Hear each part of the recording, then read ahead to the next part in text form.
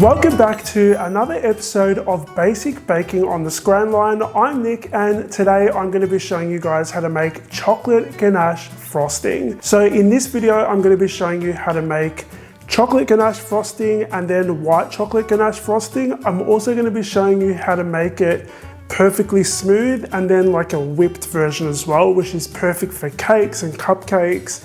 And then the one that's not whipped is perfect for also like filling cakes or putting in the middle of cupcakes. These recipes are really simple and super delicious. They're perfect for chocolate lovers like me, and they're also perfect if you're after a really smooth frosting.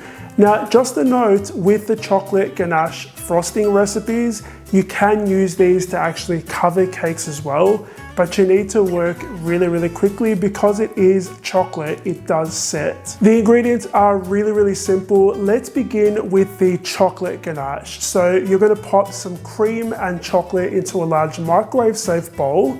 We're gonna microwave that for 20 seconds at a time and mix it each time until it's nice and smooth. This is how smooth you want it to be. So at this point, we have our chocolate ganache. This is perfect for actually putting inside cupcakes. So it's similar to my chocolate sauce recipe. We're gonna let this set at room temperature. Now, the reason I say room temperature and not the fridge is because in my experience, if you put this in the fridge to set, like if you're in a hurry and you want it to set quickly, you want to avoid doing that because, again, in my experience, it causes your frosting to split if you choose to actually whip it up. So just let it set at room temperature for about an hour or two. Once it has set, you'll see that it's actually quite hard, like it's a hard frosting when it sets, but you can actually soften it up. So you're gonna pop it back in the microwave for about 10 seconds each time, using a spatula to stir it or a wooden spoon. And if you can see it's still really hard, pop it back in the microwave for an additional 5 seconds each time until it gets soft enough that it feels like a paste. When it gets that soft, you can use it as just a regular ganache frosting. If you want to whip it up, you just use a handheld mixer or a stand mixer fitted with a whisk attachment and whip it up until it's nice and fluffy.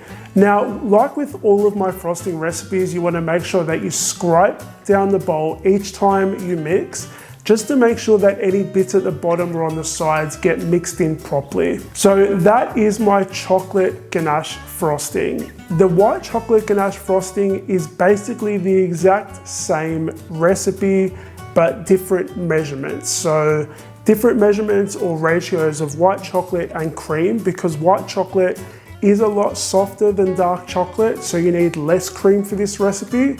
You're basically going to follow the exact same process, and if you want it to be whipped, exactly the same. Soften it in the microwave once it's set, and then you're just going to whip it up using a handheld mixer or a stand mixer.